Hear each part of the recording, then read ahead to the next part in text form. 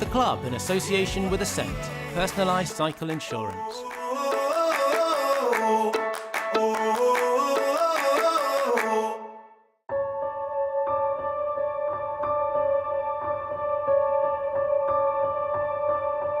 Today we're with one of the biggest and most visible of all the London clubs. It's the Kingston Wheelers, who regularly leave the banks of the River Thames here and head out into those iconic Surrey Hills, where, by the way, it's not all about Box Hill. How about the beast that is Leith Hill? Welcome to the club.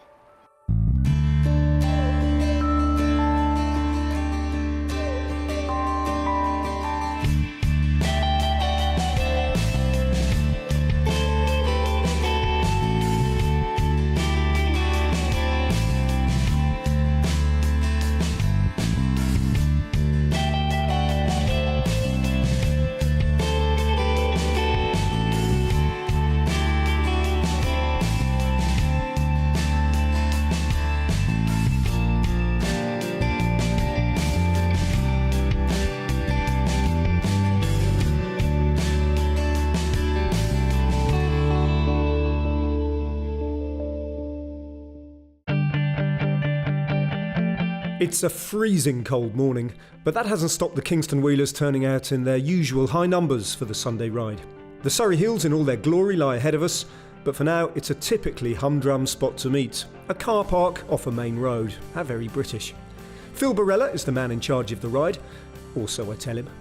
OK, this is Phil Barella, who's the ride captain for the day. Oh, that's a good expression. You're really giving us confidence. So where are we going? What are we doing? So we're just going out 3 hills, but primarily we're going to take you around what will be the start of our TT course. That's at the bottom of Hungry Hill. Hungry Hill.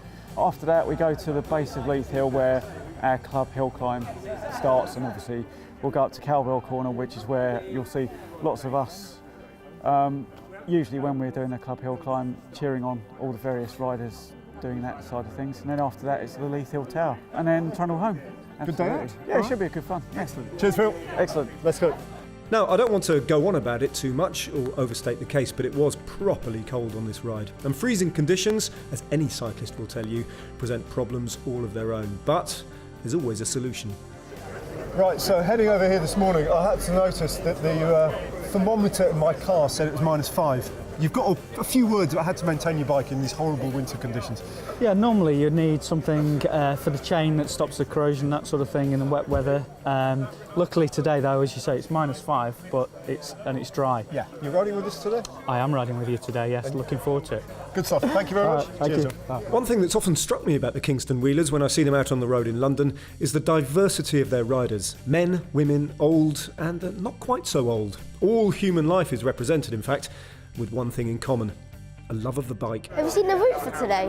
What's he? Have you seen the route for today? Oh, I think we're going out to Hungry Hill then. Yeah. How far are we riding, sir?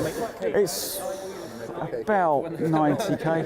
Is it? Give or take, yeah. But yeah, we're going to be stopping at Hungry Hill Lane for the TT bit. Yeah. After that, Newlands, and we're going to do a sort of You said a drive formation up. Yeah. Formation up, nice and easy though, obviously. Yeah. After a few last-minute checks, we get on our way out into that icy air and a chance to get some warmth into the legs.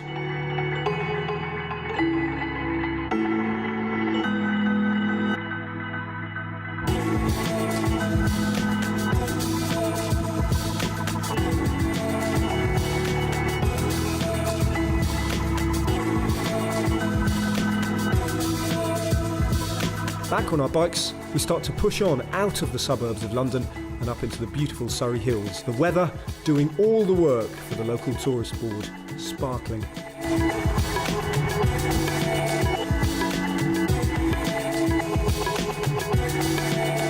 During the war, the club lost 2 of its founding members, but Bill Orpin and Gil Jessup both returned home and reformed the club in 1953. Today it's got around 600 members and meets on Sunday mornings for its club runs.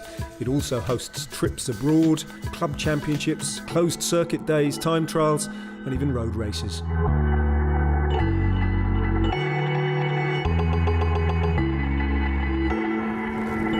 Yeah, I think I've ridden along here fairly often. Is this part of the Ride London route? Yeah. On the way back or something? Yeah.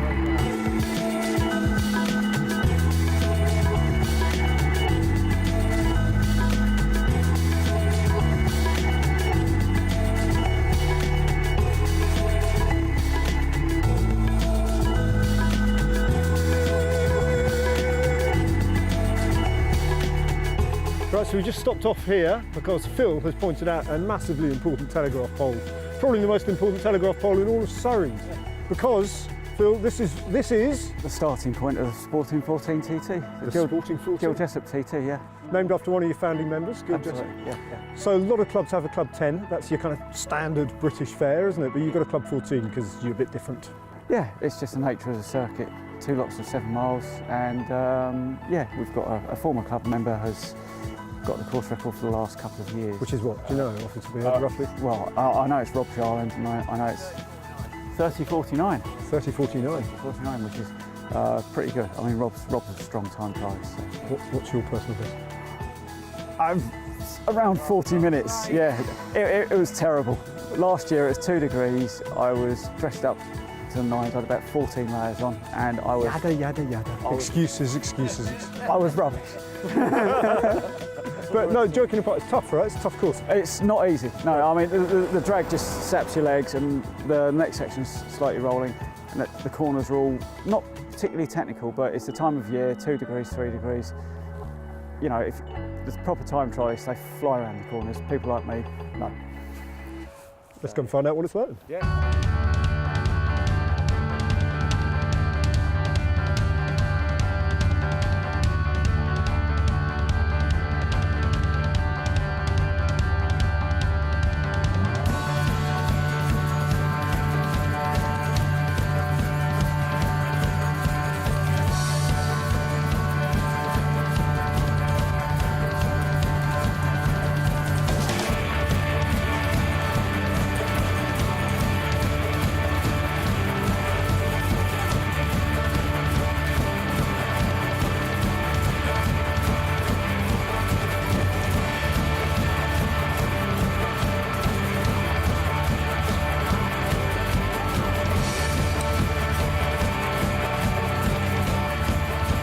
All right, so we finally left the outskirts of London behind us. Now we're properly in the Surrey Hills. It's been kind of gently undulating up to this point, but we've reached Newlands Corner, which it's not exactly the Tourmalet, but it's the highest point of this ride so far. And if you've ever had the good fortune to do the Ride London event, this is a feed zone, and you'll probably recognise it.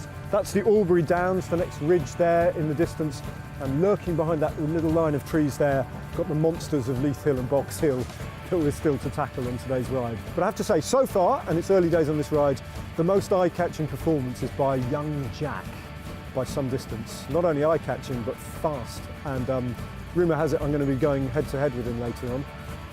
Not feeling good about that at all.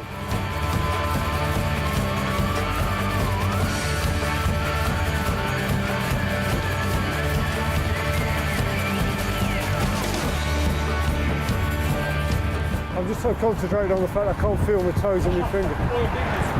Oh, Jesus. Actually, when I say I can't feel them, what I mean is I can feel them, and they're screaming at me.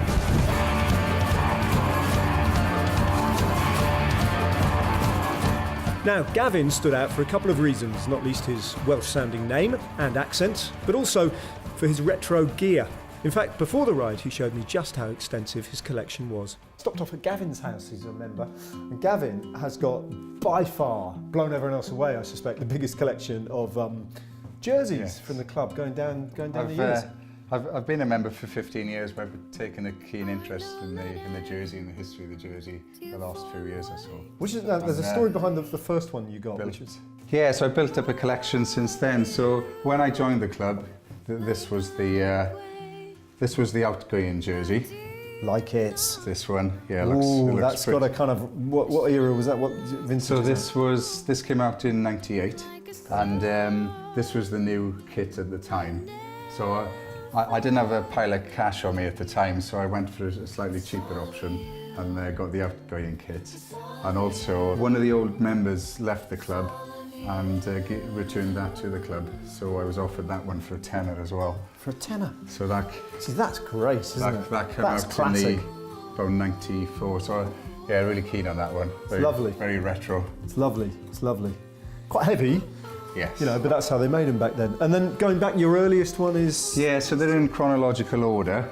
So I've got pretty much every design and variation since 1985, which is this one. And Sorry to interrupt. What's that made of then? That's just the old cotton this jersey is- material, isn't it? This is lovely acrylic, lovely fake wool of the 80s. Nice. Yeah, you don't want to wear that on a summer's day. Yeah, or anywhere.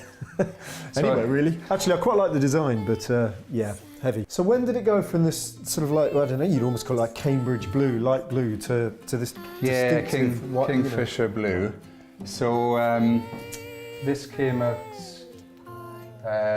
so 2004 was the end of this era. Yeah. And this was actually a barrier to people joining our club. And even then our club was still small and we were trying to attract members. And I had a number of people tell me that they didn't want to join the club for this reason. Whoever designed this, I hope you're not looking at this because he's just bad-mouthed your design, but there we go. Anyway, I can kind of see your point. I won't name names. No, don't name names. Yeah. So this is a nice merino wool replica, which is new. I've only had it a couple of months. It's beautiful, but, isn't it? With more modern materials. Yeah. So which is your favourite? I suppose the final question. I'm very attached to perhaps the earliest one of all, but my number one favourite cycling jersey, of course, is the yellow jumper. Absolutely. Why Why wouldn't it not? be? Yeah. The yellow jumper. Fantastic. That's a particularly fine yellow jumper as well. Hey, listen, it's a great collection. Cheers, Gavin. Cheers, Ned. After the break, I go head-to-head with a 12-year-old, and two of the Kingston Wheelers go head-to-head in a pub.